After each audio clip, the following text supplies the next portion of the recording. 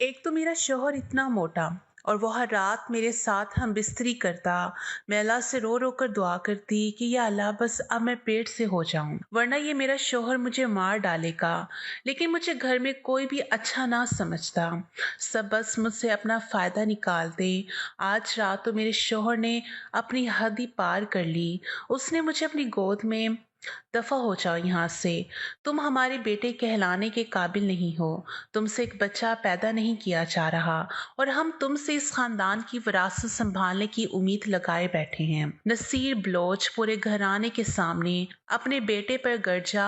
حسنین نے سر اٹھا کر اپنے دونوں چاچا زاد بھائیوں کی طرف دیکھا جن کی دبی دبی ہنسی حسنین بلوچ کا دل جلا گئی۔ وہ اس سے 4 سال چھوٹے تھے مگر قد میں اب اس کے برابر آنے والے تھے اور ایسے تمام باتوں کو بھی سمجھتے تھے۔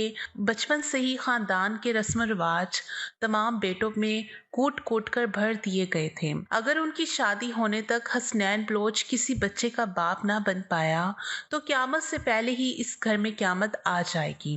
حسنین بلوچ اس وقت 24 سال 7 ماہ کا تھا اور 7 ماہ پہلے ہی اس کی شادی ہو چکی تھی۔ روزانہ وہ نازیہ کے ساتھ باہمی ملاقات کر کے اپنے بچے کو اس دنیا میں لانے کی کوشش کرتا مگر نہ جانے کیوں ایسا ممکن نہیں ہو پا رہا تھا۔ کچن میں کھڑی نازیہ کے کانوں تک اپنے سسر کی آواز پہنچی تو وہ دوپٹے کے پلو کو مٹھی میں دبائے وہاں سے کمرے میں چلی گئی۔ شادی ہوتے ہی اس کی زندگی کا یہ کیسا امتحان شروع ہو گیا تھا۔ اس نے سنا تھا کہ شادی کے بعد ساس سسر کو سب سے زیادہ اپنے پوتا پوتی کی طلب ہوتی ہے، لیکن اس کے لیے روزانہ گھر کے اندر اتنا بڑا جھگڑا ہوگا اور رات کو اپنے شوہر کے ہاتھوں ذلیل ہوگی، ایسا تو اس نے کبھی تصور ہی نہیں کیا تھا۔ اس وقت بھی ہونے والی پنچایت کے بعد اسے یقین تھا کہ ساری رات اسے سکون نصیب نہیں ہوگا۔ میں کوشش کر رہا ہوں بابا، حسنین بلوچ نے ہلکی آواز میں دلیل دی۔ اس کی بات پر نصیر بلوچ کا دماغ گھوم گیا۔ ایسی کوشش کر رہے ہو تم جو 7 مہینے سے پوری نہیں ہو رہی؟ اگر میں تمہاری جگہ کسی 15-16 سال کے بچے کو یہ کام دوں تو مجھے یقین ہے کہ وہ 1 سال کے اندر اندر مجھے بچہ دے دے گا۔ مجھے کسی بھی حالت میں 1 مہینے کے اندر اندر اس خاندان کا وارث بہو کے پیٹ میں چاہیے۔ اپنی بیوی کے پاؤں بھاری کرنا تمہارا کام ہے۔ اگر عورت کا مسئلہ ہے تو بتاؤ، میں تمہاری دوسری شادی بھی کر دوں گا۔ خاندان میں بہت ساری لڑکیاں بیٹھی ہیں اور میرے ایک اشارے پر ان کے باپ ان کی شادی کرنے کے لیے تمہارے قدموں میں آ کر بیٹھ جائیں گے۔ نصیر بلوچ کی بات پر نازیہ زاروں کی طرح آنسو بہانے لگی۔ دونوں ہاتھوں کو منہ پر رکھ کر اس نے اپنی سسکیوں کی آواز کو دبایا۔ یا اللہ مجھے اولاد جیسی نعمت دے دے ورنہ یہ میری شادی شدہ زندگی تباہ برباد کر دیں گی۔ آپ کو نہیں لگتا آج آپ نے اپنے بیٹے کو سب کے سامنے کچھ زیادہ ہی ذلیل کر دیا؟ سمیرہ نے اپنے شوہر کو ان کے رویے پر شرمندہ کرنے کی کوشش کی مگر نصیر بلوچ تو کسی کی باتوں میں آنے والے نہیں تھے۔ میں نے اس کو ابھی کم سنایا ہے، جس طرح 7 مہینوں سے اس نے ہمارا ناک ڈبویا ہوا ہے، اس کے بعد تو مجھے چاہیے تھا اسے جائیداد سے ہی بے دخل کر دوں۔ ایک بچہ پیدا نہیں کیا جا رہا، ہمارا اپنا بیٹا ہے ورنہ اب تک ہم اسے نامرد کا نام دے چکے ہوتے۔ آپ بات کو سمجھنے کی کوشش کریں، جب اللہ کا حکم ہوگا تبھی اولاد ان کی زندگی میں آئے گی۔ مجھے اس وقت تمہارے درس کی ضرورت نہیں ہے، مجھے اس وقت ایک بچے کی ضرورت ہے جو اس خاندان کا وارث ہوگا۔ اگر اس خاندان کا وارث نہیں آیا تو تم اچھے طریقے سے جانتی ہو ہم لوگ سڑک پر آ جائیں گے۔ یہ آپ کیسی باتیں کر رہے ہیں؟ کیا آج تک ایسا کچھ ہوا ہے جو اب ہوگا؟ سمیرہ نے انہیں سمجھانے کی بہت کوشش کی۔ اب ایسا ہی ہوگا بیگم، کیونکہ اس کے آگے بولنے کے بجائے انہوں نے ایک لفافہ نکال کر سمیرہ کی طرف اچھالا۔ یہ کورٹ کا نوٹس ہے جو اس کل کے لونڈے نے ہمیں بھیجا ہے، پہلے اس کو پڑھو اور پھر بولو ہم غلط بول رہے ہیں یا نہیں۔ سمیرہ نے وہ نوٹس اٹھا کر پڑھنا شروع کیا۔ جیسے جیسے وہ اس میں لکھی تحریر پڑھ رہی تھی اس کا چہرہ زرد پڑتا جا رہا تھا۔ نصیر بلوچ نے طنزیہ نظروں سے ان کی طرف دیکھا اور کہا، کیوں بیگم؟ اڑ گئے چہرے کی تمام رنگت، میرے ساتھ بھی ایسا ہی ہوا تھا۔ اب میں اس انتظار میں نہیں بیٹھ سکتا کہ قدرت اپنی طرف سے اشارہ کرے گی تب اس خاندان کا وارث آئے گا۔ مجھے کسی بھی حالت اور اس خاندان کا وارث 1 مہینے کے اندر اندر چاہیے۔ یہ سب کیسے ہو گیا سائیں؟ اسے ان سب کے بارے میں کیسے پتا چلا؟ ہم نے تو کبھی ان کے سامنے ان باتوں کا ذکر نہیں کیا تھا مگر پتہ کروانے والے نے نے پتہ کروا لیا اب یہ نوٹس ہمارے گلے میں ہڈی بن کر پھنس چکی ہے۔ اگر اس نے اپنی باتیں سچ کر کے دکھائیں تو ہم کہیں کہ نہیں رہیں گے، اسی لیے تمہیں پوری کوشش کرنی ہوگی۔ پتہ کرو آخر مسئلہ کہاں ہے، بہو کو دیکھو اور پتہ کرو ان دونوں کے درمیان کیسے معاملات ہیں۔ سائیں، میں بہو سے کیا پوچھوں؟ ہم نے اپنی طرف سے اس کے کتنے ٹیسٹ کروائے ہیں،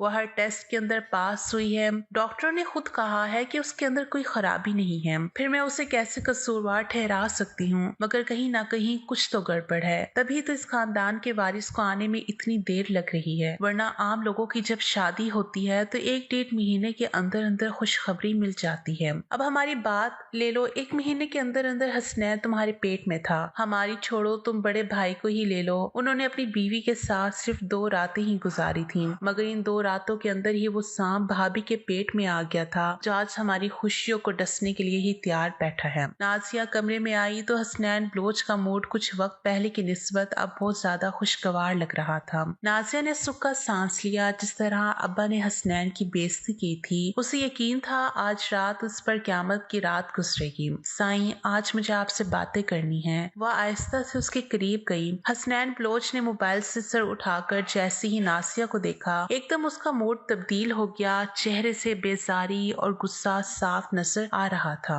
نازیہ، مجھ سے فضول بکواس نہیں کرو، جاؤ جا کر بیڈ پر لیٹ جاؤ، اور یہ بھی فوراً اتارو۔ اس کا اشارہ نازیہ کے کپڑوں کی طرف تھا۔ سائیں، میری طبیعت خراب ہے۔ تو کیا تمہاری طبیعت پریگننسی کی وجہ سے خراب ہے؟ حسنین بلوچ کے سوال پر وہ سر جھکا گئی اور بولی، بس بخار ہے۔ حسنین بلوچ بولا، تو جب ایسی طبیعت خراب ہوگی تب تمہاری بخشش ہوگی۔ اس کی بات کو درمیان میں ہی کاٹ کر وہ اسے بیڈ پر لے آیا۔ سائیں، جب خدا کی مرضی ہوگی تبھی اولاد ہوگی، خدا کی مرضی بھی تبھی ہوگی جب میں کوشش کروں گا، اور مجھے آخری حد تک کوشش کرنی ہے۔ سائیں، آج کمزوری محسوس ہو رہی ہے، کل میں خود۔ نازیہ کا دل بھر آیا اپنی حالت پر، اس کا دل چاہا کہ وہ 2 آنسو بہا لے اپنی حالت پر، مگر اس وقت یہ بھی ممکن نہ تھا۔ مر نہیں جاؤ گی، دیکھا نہیں آج بابا سائیں نے کیسے مجھے سب کے سامنے ذلیل کیا ہے۔ سب لوگ مجھ پر ہنس رہے تھے، ان قریب وہ مجھے نامرد کا لقب دے دیں گے۔ حسنین بلوچ نے اس کا دوپٹہ اتار کر دور اچھالا اور خود نازیہ کے وجود پر قابض ہو گیا۔ اس کی شدتیں سہتے ہوئے وہ رو رہی تھی، مگر حسنین بلوچ پر کوئی اثر نہیں ہو رہا تھا۔ نازیہ، دعا مانگو کہ تمہارے پیر بھاری ہو جائیں۔ اس کے رونے کی پرواہ کیے بغیر وہ جوش سے اپنے عمل کو جاری کیے تھا۔ اس کے بھاری وجود سے اس کو سانس لینا بھی دشوار ہو رہا تھا، مگر اس کی سسکیوں کی پرواہ کس کو تھی؟ حسنین صرف بچے کی چاہ میں اس کے وجود کو روز رات کو اذیت دیتا تھا۔ رونا بند کرو، اٹھ کر میرا ساتھ دو، ورنہ اس خاندان کا وارث کسی اور کے پیٹ میں جنم لے لے گا۔ اٹھو اور میری گود میں آ کر بیٹھو۔ حسنین نے اسے اپنی گود میں بٹھایا۔ وہ پوری کوشش کر رہی تھی کہ حسنین کا ساتھ دے سکے، مگر ایسی حالت میں اسے کچھ بھی نہیں ہو پا رہا تھا، اور حسنین کو اس کا یہ حال دیکھ کر اور بھی زیادہ غصہ آ رہا تھا۔ تم کسی کام کی نہیں ہو، صرف جھاڑو برتن ہی کر سکتی ہو۔ اب تو مجھے لگتا ہے تم بچہ پیدا کرنے کے بھی قابل نہیں ہو، تبھی میرا بچہ آنے میں اتنی دیر ہو رہی ہے۔ اپنے عمل سے فارغ ہو کر اس نے نازیہ کو ایک طرف پھینک دیا۔ حسنین کی کڑوی باتیں سن کر وہ اٹھ کر واش روم جانے لگی، مگر حسنین نے ہاتھ بڑھا کر وہیں روک لیا۔ تمہاری یہ حرکتیں کبھی بند نہیں ہوں گی، میں نے کہا نا صبح غسل لیا کرو، ابھی ساری رات باقی ہے، یہاں میری ضرورت کے لیے بیٹھی رہو۔ اسے برہانہ حالت میں ایک طرف بٹھا کر وہ خود نیند کے مزے لینے لگا۔ اپنی ایسی تذلیل پر نازیہ آنسو بہانے کے سوا کچھ نہیں کر سکتی تھی۔ جب سے اس کی شادی ہوئی تھی پہلے دن سے وہ یہ سب کچھ برداشت کر رہی تھی، اب تو دھیرے دھیرے ایسے لگ رہا تھا جیسے ایک دن اس کی برداشت کی انتہا ہو جائے گی، یا تو وہ مر جائے گی یا پھر یہاں سے بھاگ جائے گی۔ اس کے علاوہ تیسرا راستہ صرف خدا کے پاس تھا۔ اگر وہ اسے اولاد جیسی نعمت دے دے تو شاید اس کی حالت میں کچھ بہتری آ جائے، مگر جس طرح 7 مہینوں سے چل رہا تھا اب اس کی امیدیں ٹوٹنے لگی تھی۔ اسے روتے روتے 1.5 گھنٹہ ہو گیا۔ اتنے میں حسنین کی آنکھ دوبارہ کھل گئی اور وہ دوبارہ اس کے وجود پر حاوی ہو گیا۔ یہ 10 کنال پر مشتمل حویلی بلوچ خاندان کے آباء و اجداد نے بنائی تھی۔ یہاں کے لوگ بڑی حویلی کے نام سے جانتے تھے۔ جتنی بڑی یہ حویلی تھی اس کے اندر موجود موجود رہنے والوں کے دل اتنے ہی چھوٹے اور راز اتنے ہی گہرے تھے۔ قسمت سے یہ تھا کہ اسحاق بلوچ کے 3 بیٹے تھے، شاہ نواز بلوچ، نصیر بلوچ اور عدنان بلوچ۔ شاہ نواز اور نصیر کی عمر میں بس 2 سال کا فرق تھا، جبکہ عدنان بلوچ 7 سال چھوٹا تھا۔ ان کے آباء و اجداد کی جائیدادیں پاکستان آزاد ہونے سے پہلے ہی بہت زیادہ تھیں اور باقی جائیدادیں انہوں نے خود قبضہ کر کے بنائی تھیں۔ اس وقت کل ملا کر بلوچ خاندان 200 ارب کی جائیداد کا مالک تھا۔ سب لوگ خوشی خوشی رہتے تھے، ہر کوئی اپنی منمانی کرتا، جس کے دل میں جو آتا وہ کر لیتا۔ لڑائی جھگڑے کی شروعات اس دن سے ہوئی جس دن شاہ نواز بلوچ نے اپنی پسند کی لڑکی سے نکاح کر لیا۔ پسند کی شادی کرنا کوئی بڑی بات نہیں تھی، مگر پسند کی شادی خاندان سے باہر کی گئی تھی جو اسحاق بلوچ کو بالکل منظور نہیں تھی، لیکن انہوں نے صرف نکاح کیا اور اسحاق بلوچ کو رخصتی کروانے کا بولا۔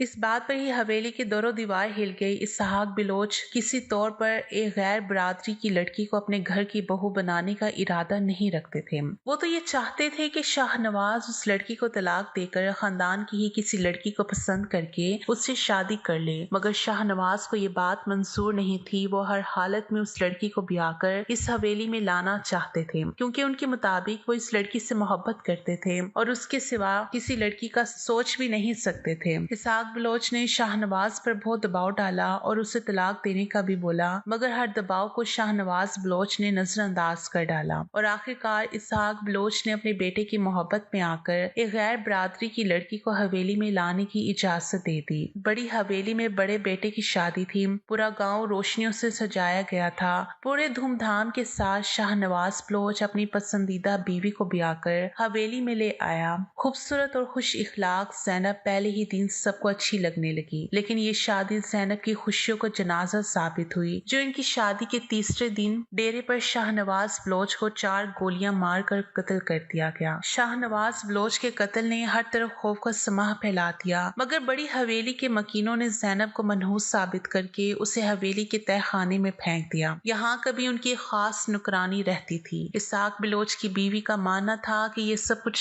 زینب کے منحوس قدموں کی وجہ سے ہوا ہے، ورنہ بلوچ خاندان کے بیٹوں کو چھونا تو دور کوئی بری نکاح سے دیکھ بھی نہیں سکتا تھا۔ اس لیے 2 دن کی بیاہی زینب کی حالت اس حویلی میں نوکرانی جیسی ہو گئی۔ اپنے سب سے بڑے بیٹے کی موت کا دکھ اسحاق بلوچ کو بستر سے لگا گیا۔ ابھی وہ اپنے بیٹے کے غم سے نہیں نکلے تھے کہ ان کی بیوی ٹھیک 1 مہینے کے بعد سیڑھیوں سے گرنے کی وجہ سے اللہ کو پیاری ہو گئی، لیکن ان کے لیے ان کی بیوی کی موت بھی کسی راز سے کم نہ تھی، اور اسی راز کے بارے میں سوچ کر اسحاق بلوچ کا دماغ ٹھٹک گیا۔ پہلے ان کا بیٹا اور ٹھیک 1 مہینے بعد ان کی بیوی کا اس دنیا سے چلے جانا کہیں کچھ تو غلط ہونے کا احساس بھی دلا رہا تھا۔ اس راز کو جاننے کے لیے اسحاق بلوچ نے اپنے آدمی لگا دیے۔ جب انہیں سارے معاملے کے بارے میں علم ہوا تو ایک آخری فیصلے پر پہنچ گئے، اور وہ فیصلہ صرف چند لوگ ہی جانتے تھے۔ وکیل کو بلوا کر انہوں نے راتوں رات اپنی وصیت بدلوا دی اور اگلے دن صبح انہوں نے زینب کو بلا لیا۔ زینب کی حیثیت اس حویلی میں کسی نوکرانی سے زیادہ نہیں رہی تھی۔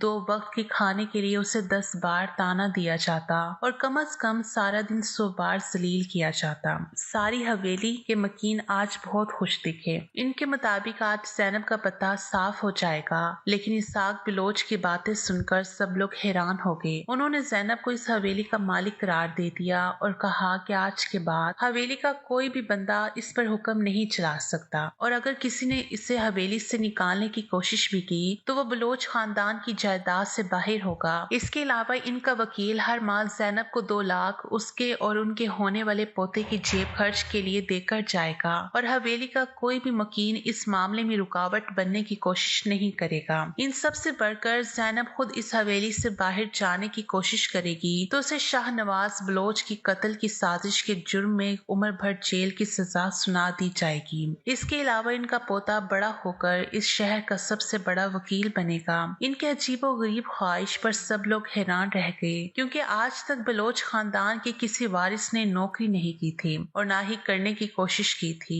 جتنی بڑی جائیداد کی یہ لوگ مالک تھے، اس حساب سے آنے والی کئی نسلیں بھی گھر بیٹھ کر کھائیں تو بھی کوئی کمی نہیں ہونی چاہیے تھی۔ انہوں نے اپنا فیصلہ سنا دیا، مگر زینب کو سمجھ نہیں آیا یہ اس کے لیے آزادی کا اعلان تھا یا ایک نئی جنگ کی شروعات۔ मगर जो भी था उसे अपने बेटे के मुस्तकबिल के लिए दर दरख्वार होने की अब जरूरत नहीं थी। वो इस हाल में बहुत खुश थी। और फिर वो हुआ जिसके बाद वाकई बड़ी हवेली में क़यामत से पहले क़यामत आ गई। इस वाक़ये के ठीक 3 दिन बाद इसहाक बलोच अपने कमरे के अंदर मुर्दा हालत में पाए गए। कोई नहीं जानता था इनकी मौत कैसे हुई। पूरी हवेली में बातें शुरू हो गई, मगर ज़ैनब इन सब से दूर थी, क्योंकि उसे इस खानदान ने खुद ही दूर किया था।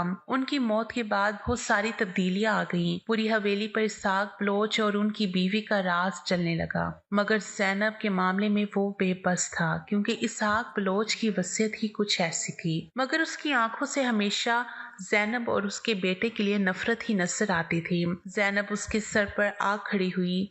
वो अपने बेटी की तरफ देखकर मुस्कुराई, लेकिन फिर उसे याद आया इस वक्त यहाँ उसकी क्लास लगाने आई है। शाहमीर, बस बहुत हुआ, उठ जाओ, मैं जानती हूँ तुम जाग रहे हो। ज़ैनब ने उसे पुकारा, मगर शाहमीर के सुकून में कोई फर्क नहीं आया। तो तुम ऐसे नहीं मानोगे। ज़ैनब ने उसके वजूद में जरा सी हरकत महसूस ना करके पंखा बंद कर दिया। गर्मी महसूस होते ही वो फौरन उठ खड़ा हुआ। माँ जी, क्या है, सोने दें। वो आंखें बंद करके मन मनाया, यही तो मैं तुमसे पूछ रही हूँ, ये क्या है। ज़ैनब ने दोनों हाथ कमर पर रखकर आंखों से घूरा। क्या मतलब क्या है। शाहमीर फौरन उठ गया और फिर वो ज़ैनब की बातों पर सिरे से ही अनजान बन गया। शाहमीर, इतने भोले और अनजान हरगिज नहीं हो जितना बनने की कोशिश कर रहे हो। अभी 2 दिन पहले तुमने अपनी वकालत पूरी की है और आज तुमने अपने ही खानदान पर केस कर दिया। हाँ, तो इसमें बुराई क्या है। शाहमीर के सुकून में जरा बराबर फर्क नहीं आया। ज़ैनब की दोनों आंखें हैरत के मारे फैल गईं। क्या मतलब, क्या बुराई है।